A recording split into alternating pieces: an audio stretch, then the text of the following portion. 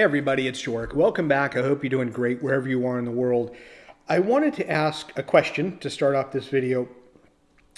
For those of you that watch the channel, and if you live in Portugal or Spain, or you're traveling in Portugal, Spain, and throughout Europe, were you impacted by the most recent power outage? And if so, would love to have you leave a comment below and explain kind of your situation and how you got through it, or if it affected your travel or impacted work. I'm curious to see who was impacted by it and who was not. So if you were, I'd love to hear from you and just give us your take on what you thought the process was. And what I'm curious about is, now it's been a couple of days, people are trying to point fingers or assign blame as to what happened and whose fault is it. And it seems like Portugal was blaming Spain, and Spain's blaming France. And it's something, Portugal has a lot of resources, natural resources, energy resources. Not doing well today with my video, that they get from other countries. But electricity, if I'm not mistaken, if the newspapers and the news channels are correct in saying this, a lot of the electric energy comes through Spain or from Spain. So when they had the power outage, it was going to impact Portugal. Another question I'd like to ask is, were you impacted? But the other question is, what is your take, or what's your philosophy on green energy, renewable, sustainable? It gets called several things, but the solar farms, the wind farms, so alternative energy, I guess it's called that too.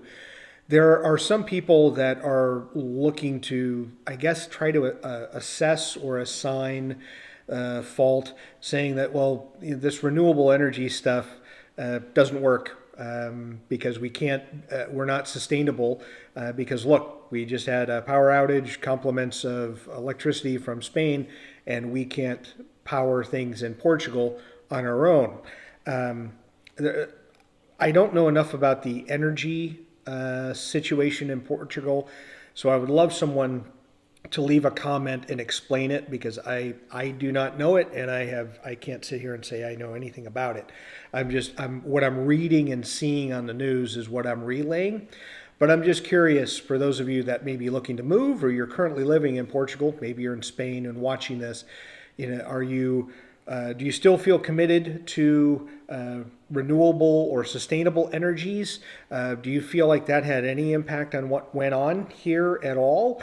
I am really curious to get your take on that, because as this happened, we're in a conference call with somebody in Portugal regarding our taxes, and which I will make an updated video about leaving Portugal and still owing taxes and how that works out. But then the line disconnected and didn't hear from this person, so we were worried, sent a couple of emails, and about 5-6 hours later heard from her that, hey, she was able to get power again, and then that was explaining what was going on. And in that time, I made a short video just letting people know of what was happening. But I'm curious to see, as the world keeps moving forward with wind, solar, other types of alternative energy to coal and let's say petroleum. I'm just wondering what if more of this will happen, or if this was just a mistake somebody made on a grid and turned something off or changed something that they shouldn't have.